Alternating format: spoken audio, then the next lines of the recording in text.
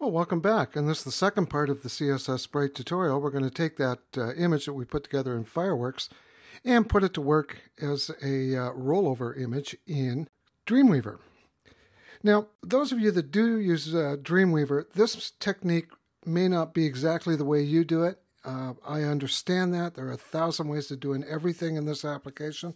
This is one of them. And the way I look at it is what I tell my students. In the final analysis, nobody cares how you did it. They just care that it works. So let's get started. I have opened up one of the templates in Dreamweaver and added an unordered list right here, Fireworks in Dreamweaver. And you can see it's an unordered list. And what we're going to do is we're just going to create a base class off the UL tag and then just start building on it. So let's get to work. So I open up the CSS Styles panel. And the first thing we're going to do is just create that base class. So it's going to be ul.rune. So that's what we're going to build off of. Click OK. And the only thing we're going to do with it is we're going to get rid of the bullets that are here. And you do that with setting the list style type to none. Click OK. And now that we've done that, we've got to assign that class to the UL tag. So we're just click anywhere in Fireworks or Dreamweaver. And then just click once on the UL tag right here in the interface. And then come to Class. Scroll down, there's Rune. And you notice it's gone. Okay, now the magic starts to happen because what we're going to do is we're going to build upon this class that we've just created and throw in that image. Now to do that, what you do is you create a new CSS rule, make sure that it's a compound, and again it's going to be ul.rune, only this time we're going to look for a list inside the rune. Click OK. And we click on background and the magic now starts to happen. So you're going to browse over to the image that you've created. I've got it in a folder here, Runes PNG. Remember, this is the one we created. Click Choose. And if you click Apply, you can see there it is, and it just goes in tiled. Now what we're going to do is give it a background and a background position on the X and the Y axis, 0, 0, which is kind of where it starts. But the one thing we are going to do is turn off the repeat for the background repeat. And if you click Apply, you can see now we've got just the two images. Click OK. And now what we're going to do is pop into this class and spread them out. So just double click this new rule and open up the box. And what we're going to do to spread them out is just add a little padding. So you can, same for all, deselect that. Now the words are over the image, so what we want to do is just sort of get them over to the side. Now these are about 52, 53 pixels wide. So let's try moving it over, say about 65 pixels. If I click Apply, oh, that works. Now what we're going to do is just add a little bit of padding. And we're going to add padding to the top and the bottom. So we'll give it 20 pixels at the top, none on the right, and maybe 15 on the bottom. And we click Apply, and it spreads out quite nicely. Click OK.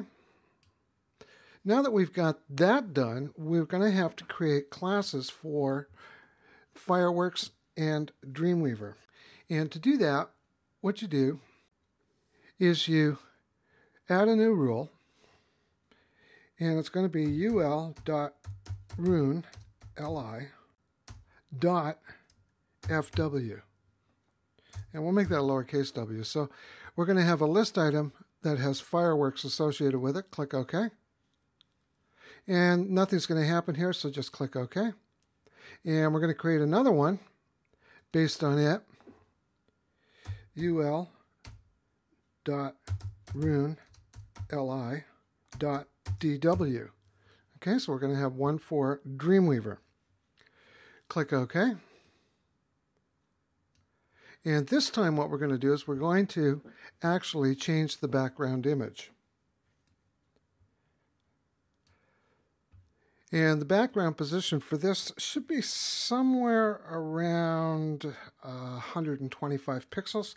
So I'm going to give it a 0 on the X, and let's move it up. Now, if you're going to move it up on that strip, remember the icon that you're seeing, the fireworks icon you're seeing is right at the top, 0, 0. So we got to come down. So I got to shift up the strip. So I'll try minus 125 and see how that works. Click OK. And now what I'm going to do is I'm just going to click inside Dreamweaver. I'm going to get that list, and I'm going to apply the DW class to it. And you can see there's the icon. And I'm going to take the fireworks, and I'm going to apply the fireworks class to the LI. So here we go, class fireworks. Okay, so now we've got both of these set up. We can now set this up for a hover. And this, what I mean by that is that when I place the cursor or roll the cursor over either of these words in a web page, the icon will change to the darkened state. So let's get that done. And again, we're just going to take the class ul.rune.li.dw